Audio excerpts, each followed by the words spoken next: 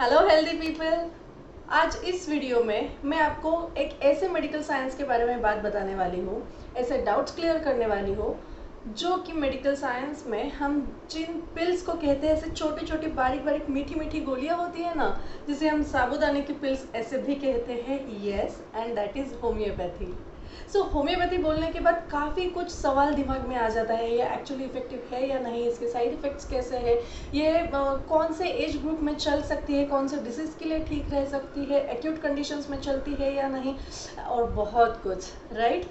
लेकिन मैं डॉक्टर अश्विनी अक्षर गुगड़े, मैं 6 to 7 ईयर से होम्योपैथिक प्रैक्टिस कर रही हूँ। सो मेरे एक्सपीरियंस के साथ आपको जो भी आपके दिमाग में डाउट्स है वो सारे क्लियर करने की कोशिश करूँगी, और इस वीडियो के एंड में आपको ये भी बताऊँगी कि कौन सी पैथी आपके लिए कौन से डिसीजेस में अच्छी होती है। सो आइए देखते हैं। होम्योपैथी ये साइंस डिस्कवर्ड किया गया जर्मनी के डॉक्टर सैमुअल हैनीमैन इन्होंने, जो कि खुद एक एलोपैथिक एमडी थे। और उन्होंने ऐसे समझा कि उस वक्त जो भी हार्मफुल ट्रीटमेंट्स थी, उस वक्त कुछ सॉफ्ट ट्रीटमेंट्स देना पेशेंट्स को बहुत ज़्यादा ज़रूरी थे, क्योंकि वो हार्मफुल ट्रीटमेंट्स पेशेंट की जान भी ले सकते थे।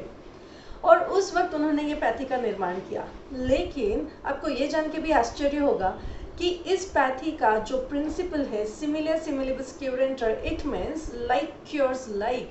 सो ये प्रिंसिपल हमारे भारत के वेदों में ही दिया गया था। लेकिन कुछ रीजंस की वजह से इस पर उतनी रिसर्च नहीं हुई, वो नहीं, ज़्यादा से ज़्यादा नहीं लोग उन तक पहुंच पाया, और वो नॉलेज कोई और लेके चला गया। सो ये ऐसे समझो कि हमारी ये भारत में ही ये इस होम्योपैथी की जड़ें हैं। Homeopathy is specially based upon vital force, individualisation, similar doses and potentisation. ऐसे कुछ फैक्टर्स होम्योपैथी में कंसिडर किए जाते हैं। इसकी जानकारी आपको बस 2 मिनट में दूंगी। जैसे कि वाइटल फोर्स मैंने बोला, हम हर एक के शरीर में एक एनर्जी होती है जिसे हम होम्योपैथ हीलिंग पावर कहते हैं, उसे ही वाइटल फोर्स कहा जाता है। अगर वो हीलिंग पावर इम्पेयर्ड रहेगी, अगर वो ठीक से काम करती नहीं रहेगी, आपकी इम्यूनिटी बढ़ाने के लिए आपको ऐसी मेडिसिन चाहिए जो आपको एनर्जाइज्ड करे, राइट। और इसीलिए होम्योपैथिक मेडिसिन ये पोटेंटाइज्ड किए जाते हैं। सो पोटेंटाइजेशन मतलब क्या, तो हमारे नेचर में जितने भी सब्सटेंसेस मिलते हैं उसको अगर हम मिनिमाइज करते जाए तो उनकी जो हीलिंग पावर है वो एनहांस हो जाती है, और वो टेक्निक को हम पोटेंटाइजेशन कहते हैं। इंडिविजुअलाइजेशन मतलब हम होम्योपैथ्स हर एक पेशेंट को इंडिविजुअली ट्रीट करते हैं। मतलब अगर किसी को फीवर के लिए एक आधा मेडिसिन चलता रहेगा तो वही मेडिसिन हम दूसरे पर्सन को नहीं दे सकते, क्योंकि फीवर का रीज़न क्या है, उसका कॉन्स्टिट्यूशन क्या है, पर्सन का किस वजह से आ रहा है, ये सारी चीज़ों पे होम्योपैथिक मेडिसिन ये सिलेक्ट किए जाते हैं। और इसीलिए हर एक छोटी चीज़ के लिए भी होम्योपैथिक डॉक्टर ये आपको स्पेशली आपका पूरा कॉन्स्टिट्यूशन देख के फिर ही ट्रीटमेंट देते हैं। So we can say it is a designer medicine. आप जैसे हो उस प्रकार से ये डिज़ाइन करते हैं मेडिसिन, और आपको हेल्थ प्रोवाइड करते हैं। And last thing, similar doses. Homeopathy ये सोचता है कि अगर हम क्रूड सब्सटेंस एक आधे हेल्दी पर्सन को दे, तो उस हेल्दी पर्सन में अगर वो सब्सटेंस एक्सेसिव देने लगे तो वैसा ही डिसीज़ और डिसीज़ के सिम्टम्स उस पर्सन में शुरू हो जाते हैं। लेकिन वही सब्सटेंस अगर हम पोटेंटाइज्ड करके एक आधे बीमार आदमी को वही डिसीज़ रहने वाले आदमी को दे, तो वो आदमी ठीक हो जाता है। इसके बारे में एक एग्जांपल बताऊंगी कि अगर आपने नमक आपके डेली रूटीन डाइट में बहुत ज़्यादा लेना शुरू किया, तो हम सबको पता है कि कहाँ ना कहाँ वो पर्सन उसको हाई ब्लड प्रेशर की बीमारी शुरू हो जाएगी। लेकिन वही नमक जब हम पोटेंटाइज्ड फॉर्म में देते हैं किसी वैसे ही पेशेंट को, सेम सिम्टम्स रहने वाले पेशेंट को, तो वो पेशेंट ठीक हो जाता है। सो ये तो हो गया होम्योपैथी के बारे में। अभी ये देखेंगे कि इसके बारे में जो डाउट्स है, जो मिथ्स है हमारे सोसाइटी में, आपके दिमाग में वो क्लियर करना ज़रूरी है। होम्योपैथी का पहला डाउट, होम्योपैथी बहुत स्लो इफेक्ट दिखाती है। तो मैं मेरे एक्सपीरियंस के साथ कहूँगी कि जी नहीं, ऐसे नहीं होता।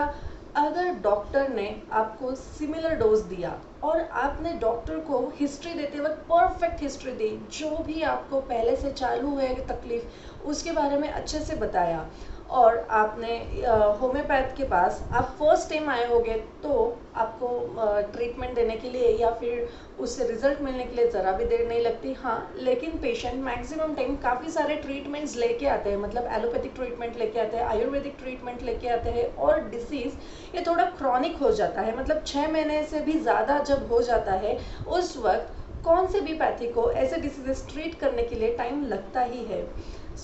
मैं मेरे एक्सपीरियंस के साथ कहना चाहूँगी कि एक्यूट कंडीशंस में तो पेशेंट को एक दिन में ही रिजल्ट मिल जाता है, लेकिन अगर क्रॉनिक कंडीशंस रहेंगी तो वो पेशेंट की डिसीज़ पर, उसकी सिवियरिटी पर और डॉक्टर जो मेडिसिन चूज़ करता है उस पर उसका रिजल्ट डिपेंड होता है। नेक्स्ट पॉइंट, होम्योपैथिक मेडिसिन को साइड इफ़ेक्ट्स होते हैं या नहीं। होम्योपैथिक मेडिसिन ये पोटेंटाइज्ड फॉर्म में बनाए जाते हैं। आपको जैसे मैंने कहा कि बहुत ही मिनिमाइज्ड उनका जो क्रूड सब्सटेंस है वो उसमें रहता है, और बाकी की सिर्फ एनर्जी जो भी पावर ट्रीट करने की है वो पावर एनहांस हो जाती है उस सब्सटेंस। इसीलिए होम्योपैथिक मेडिसिन को बहुत ही मिनिमम साइड इफ़ेक्ट्स होते हैं। आई विल से साइड इफ़ेक्ट्स नहीं, आपको एग्जांपल बताऊंगी। जैसे कि अगर आपने पॉइजन लिया और पॉइजन लेने के बाद आपका शरीर पूरा काला नीला हो जाएगा, आपकी आंखें ऊपर चली जाएगी, आपके मुंह से फ्लोद आना लगेगा, वॉमिटिंग शुरू हो जाएगी and you will get collapsed. So this is not the effect, this is not the side effect of the poison, but this is the effect of the poison, right? ऐसे इफेक्ट्स हर एक medicine को, हर एक substance को जो भी हम consume करते हैं उसको रहते ही है, लेकिन होम्योपैथिक मेडिसिन इतने मिनिमम होते हैं जिसके वजह से उनके साइड इफेक्ट्स नहीं मिलते। नेक्स्ट क्वेश्चन, होम्योपैथिक मेडिसिन ये डायबिटिक पेशेंट्स को चल सकते हैं या नहीं, क्योंकि वो तो स्वीट पिल्स रहते हैं। Homeopathic medicine yes diabetic patients को चल सकता है। ऐसे काफ़ी सारे मेरे पेशेंट्स हैं जो डायबिटिक है और होम्योपैथिक मेडिसिन शुरू करने के बाद उनका डायबिटीज़ भी कम हो गया है। क्यों चल सकते हैं? क्योंकि ये जो पिल्स है, शुगर पिल्स है, तो इसे शुगर या केन शुगर जो होता है तो वो नहीं होता, ये शुगर ऑफ मिल्क होता है जिससे आपको कुछ भी हार्म नहीं होता, और बहुत एक या दो ही पिल्स आपको लेने पड़ते हैं। It won't affect your diabetes level. दूसरा सवाल ऐसा है कि ये जो शुगर पिल्स है ये प्लासिबो इफेक्ट्स देते हैं, इसमें मेडिसिन होते ही नहीं है और ये एक्ट ही नहीं करते। इज इट राइट और रॉन्ग? आई विल से येस, इट इज़ राइट। वो शुगर पिल्स कुछ काम के होते ही नहीं है, it is just a vehicle, it is just a placebo. तो वो आपको क्या इफेक्ट्स देंगे? लेकिन वो शुगर पिल्स में हम जो ड्रॉप्स डालते हैं, जो हम लिक्विड पोर करते हैं, वो होता है actual medicine. Next question is, homeopathy में काफ़ी सारे रूल्स फॉलो करने पड़ते हैं, जैसे कि प्याज मत खाओ, लहसुन मत खाओ, कॉफ़ी मत पियो, स्ट्रॉन्ग सब्सटेंसेस या बॉडी शेप वगैरह मत खाओ। ये सही है या गलत? यस, ये कुछ हद तक सही है, लेकिन ये मेडिसिन लेते वक्त अगर आप 15 से 20 मिनट पहले और 15 से 20 मिनट बाद में कुछ नहीं खाओगे तो आपको कुछ तकलीफ नहीं होगी। वैसे ही आप पानी पी सकते हो, मेडिसिन लेने से पहले आप पानी पी सकते हो, लेकिन मेडिसिन लेने के बाद पानी नहीं पीना चाहिए एक 10 मिनट के लिए। अगला सवाल, होम्योपैथिक मेडिसिन कौन से डिसीजेस में चल सकते हैं? I will say homeopathic medicine हर एक डिसीज में चल सकता है। No, I can't say this is a wrong statement. Homeopathic medicine non surgical cases में चल सकते हैं, लेकिन अगर सर्जरी के केसेस रहेंगे तो उसमें भी होम्योपैथिक मेडिसिन आप सपोर्टिव ट्रीटमेंट बोल के ले सकते हो, जिससे सर्जरी के जो भी साइड इफ़ेक्ट्स होते हैं, सर्जरी के बाद जो वीकनेस, जो तकलीफ है, जो कॉम्प्लिकेशंस होते हैं, वो भी कम हो जाएगी। ऐसे में कई सारे पेशेंट्स को सर्जरी के बाद भी ट्रीटमेंट्स देती हूँ, जिससे वो रिकवरी रेट उनकी जो है वो फास्ट हो जाती है। कुछ डिसीजेस आपको बताऊंगी, जैसे कि कार्डियक डिसीजेस, हार्ट डिसीजेस। अगर आपको कार्डियक अरेस्ट रहेगा तो आपको घर पे ज़रा भी टाइम वेस्ट ना करते हुए आपको हॉस्पिटलाइज्ड ही होना है, लेकिन हार्ट पेशेंट्स जिनको आर्टरीज में ब्लॉकेजेस है, जिनके वैल्वुलर प्रॉब्लम्स है, या फिर कार्डियोमायोपैथी मतलब हार्ट का जो साइज़ है वो बढ़ चुका है, या फिर रूमेटिक हार्ट डिसीजेस है, ऐसे कंडीशंस में आप होम्योपैथिक मेडिसिन ले। आपको अगर कैंसर डिटेक्ट हुआ रहेगा, अगर वो फर्स्ट स्टेज कैंसर रहेगा तो यस, आप होम्योपैथिक मेडिसिन लेके आपकी लाइफ एक्सपेक्टेंसी बढ़ा सकते हो, लेकिन अगर आप सेकेंड या थर्ड स्टेज के कैंसर पे रहोगे तो ऐसे स्टेजेस पे generally patients chemos and radiations शुरू कर देते हैं।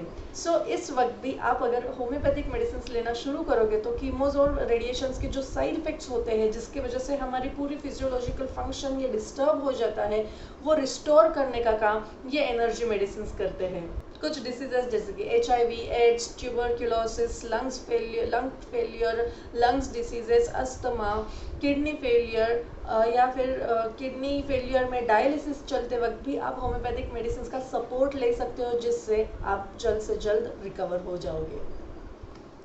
होम्योपैथिक मेडिसिन ये इन्फेक्शंस में भी बहुत अच्छे से काम करते हैं, जैसे कि वायरल इन्फेक्शंस या बैक्टीरियल इन्फेक्शंस, क्योंकि ये सारे इन्फेक्शंस में प्रॉब्लम ये हो जाता है कि आपकी इम्यूनिटी ये बहुत ज़्यादा कम हो जाती है, और वायरसेस के लिए या फिर बैक्टीरियाज के साथ फाइट करने के लिए आपको इम्यूनिटी आपकी बेस्ट लेवल पे रखना ही ज़रूरी है। इस पैंडेमिक के हिसाब से भी मैं आपको बोल सकती हूँ कि ये होम्योपैथिक मेडिसिन आपको प्रोटेक्शन के लिए तो काम करेगा ही, लेकिन अगर पेशेंट बहुत ज़्यादा क्रिटिकल रहेगा, ICU में एडमिट रहेगा या फिर घर में आने के बाद भी उसको पोस्ट वायरल सिंड्रोम्स रहेंगे, तो इस वक्त भी आपको आपकी इम्यूनिटी बेस्ट रखना ज़रूरी है, और इसकी मदद से होम्योपैथिक मेडिसिन कर सकते हैं। नेक्स्ट क्वेश्चन, हम जब होम्योपैथिक मेडिसिन लेते हैं उसी वक्त हमने अगर दूसरे पैथीज के मेडिसिन लिए तो चल सकते हैं क्या? सो यस, चल सकते हैं, कोई भी प्रॉब्लम नहीं आता, क्योंकि काफ़ी सारे पेशेंट्स ऐसे होते हैं जो डायबिटिक होते हैं, ब्लड प्रेशर वाले होते हैं, या फिर ब्लड थिनर्स जिनको चलता रहता है,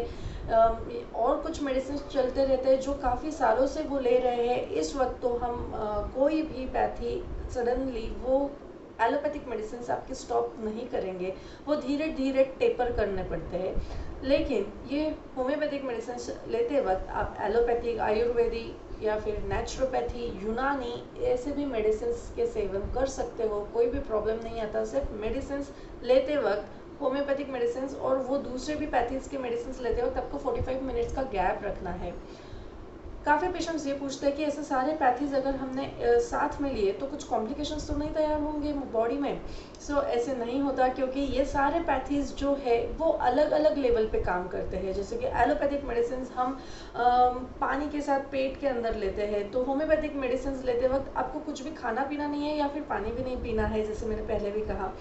क्यों? क्योंकि एलोपैथिक मेडिसिन आपके पेट के अंदर जाके फिर जो भी कुछ एक्शंस है, जो भी कुछ केमिकल्स रिलीज करने हैं वो वहाँ से करते हैं। तो होम्योपैथिक मेडिसिन जब भी आप आपकी टंग पर लेते हो तो सेंसरी नर्वस द्वारा कुछ अलग तरीके से काम करते हैं, इसीलिए ये मेडिसिन चालू रहते हैं तो आपके एलोपैथिक आयुर्वेदिक मेडिसिन आप बिंदास ले सकते हो। और अभी मैं बहुत इंपॉर्टेंट चीज़ के बारे में आपको बताऊंगी। काफ़ी लोगों के दिमाग में यही सवाल रहता है कि होम्योपैथिक मेडिसिन एक्चुअल में किस प्रकार से एक्ट करती है, क्या होता है शरीर में जिसके वजह से हमें ठीक लगने लगता है कि पेशेंट क्योर हो जाता है, राइट? होम्योपैथिक मेडिसिन किस प्रकार से एक्ट करते हैं, सीरियसली इट्स अ मिस्ट्री, क्योंकि होम्योपैथिक मेडिसिन क्वांटम थ्योरी पे बेस्ड है, और जिसकी वजह से वो एक्शंस हम माइक्रोस्कोप के अंदर तो नहीं देख सकते। लेकिन यस, इंडिया के ऐसे काफ़ी डॉक्टर्स ने, होम्योपैथ्स ने रिसर्च करके ये दिखा दिया कि होम्योपैथिक मेडिसिन क्लिनिकल एक्सपेरिमेंट्स के बाद वो कितने सही से पेशेंट्स को ठीक कर सकती है, जिनकी वजह से होम्योपैथी को एक नया फेस मिला। सिर्फ इतना ही नहीं, होम्योपैथी में प्लासिबो इफेक्ट ही रहता है, होम्योपैथी में मेडिसिन नहीं रहते। ये बेसिस पर भी कई सारे ऐसे रिसर्च किए गए, और हमारे इंडिया के ही डॉक्टर जयेश बेलारे सर, इन्होंने भी ऐसे कुछ रिसर्च होम्योपैथिक मेडिसिन पर किया। लेकिन जब उन्होंने रिसर्च किया तब उनको समझा कि होम्योपैथिक मेडिसिन एक्चुअल में मेडिसिन है, इट्स अ रैशनल साइंस, और ये लॉजिकल साइंस होने की वजह से ही पेशेंट को रिलीफ मिलता है। एनर्जी हम देख नहीं सकते। आपको एक एग्जांपल बताऊंगी। अब आप जहाँ पे भी बैठे हो, अगर आप नीचे ही ऐसे हाथ लगा के देखोगे, कुशन को हाथ लगा के देखोगे, सोफा को या फ्लोर को, जहाँ पे भी बैठे हो, तो आपको समझ में आएगा कि वो जगह ना थोड़ी गर्म हो गई है। ऐसे क्यों? क्योंकि your body is constantly passing some energy, right? और ये पास कैसे होते हैं ये तो हम माइक्रोस्कोप के अंदर नहीं देख सकते। होम्योपैथी के कुछ मैं महत्वपूर्ण पॉइंट्स बोलूँगी। होम्योपैथ्स आपकी हिस्ट्री लेते वक्त बहुत इन डिटेल लेते हैं, और आपकी मेंटल स्टेटस कैसा है इसके बारे में बहुत इम्पोर्टेंटली वो कीनफुली आपको ऑब्जर्व करते हैं, क्योंकि होम्योपैथी का प्रिंसिपल ही ये है कि अगर हम मेंटली डिस्टर्ब हो जाए तो वही रीज़न है फिजिकल डिस्टर्बेंस का। अगर मेंटल ब्लॉक अगर हम ये निकाल सके तो इजीली हम फिजिकल ब्लॉक भी निकाल सकते हैं, और इसीलिए आपके छोटे छोटे हर एक चीज़ों के बारे में जानकारी होम्योपैथ्स लेते हैं। मेंटली काफ़ी कुछ ऐसे डिस्टर्बेंसेस क्रिएट हो जाते हैं, कुछ पर्सनालिटी ट्रेट्स बन जाते हैं, डिसऑर्डर्स हो जाते हैं, जिसके वजह से हम फिज़िकल ट्रीटमेंट लेके भी फटाफट रिकवर नहीं कर सकते। और इसीलिए होम्योपैथ्स के पास जब भी जाओगे तब आपको क्या फील होता है, आपकी क्या तकलीफ़ें हैं, इसके साथ आपका मेंटल स्टेट कैसा है, यह भी बताना बहुत ज़्यादा ज़रूरी हो सकता है और फ़ायदेमंद हो सकता है आपके लिए। सबसे लास्ट क्वेश्चन, मेरे लिए कौन सी पैथी अच्छी है? होम्योपैथी, एलोपैथी, आयुर्वेदा, नेचुरोपैथी, यूनानी, सिद्धा और बहुत कुछ, राइट? मैं आप सबको बताना चाहूँगी कि कौन सा भी डिसीज़ रहने दो, पहले नेचुरोपैथी का यूज़ करो, अगर उससे नहीं ठीक हुए तो फिर एलोपैथी मतलब कन्वेंशनल मेडिसिन आप यूज़ कर सकते हो। लेकिन मैक्सिमम टाइम बहुत सारे पेशेंट्स, बहुत सारे लोग ये उल्टा करते हैं, जिसकी वजह से जो नेचुरल पैथीज़ है उनको ऑब्स्टेकल्स वो क्लियर करते करते उनको ट्रीट करना पड़ता है। अगर विदाउट ऑब्स्टेकल्स आओगे तो बहुत कम समय में आपकी बीमारी ठीक हो जाएगी। ये वीडियो देखने के बाद मैं ऐसे आशा करती हूँ कि काफ़ी सारे डाउट्स आपके क्लियर हो गए रहेंगे। अगर आपको ये वीडियो अच्छा लगा होगा और आपके डाउट्स क्लियर हो गए रहेंगे तो please hit the like button. अगर आपके दिमाग में अभी भी कुछ डाउट्स रहेंगे तो कमेंट सेक्शन में आप मुझे आपके डाउट्स पूछ सकते हो, और ऐसे ही और कुछ होम्योपैथी के बारे में और डिसीजेस किस प्रकार से ट्रीट होती है, क्या नहीं, कौन से मेडिसिन आप ले सकते हो, ये सारी जानकारी आपको मैं देती रहूँगी। इसके लिए पहले आपको मेरे चैनल को सब्सक्राइब करना होगा। तब तक के लिए take care, be happy and stay healthy with homeopathy. See you.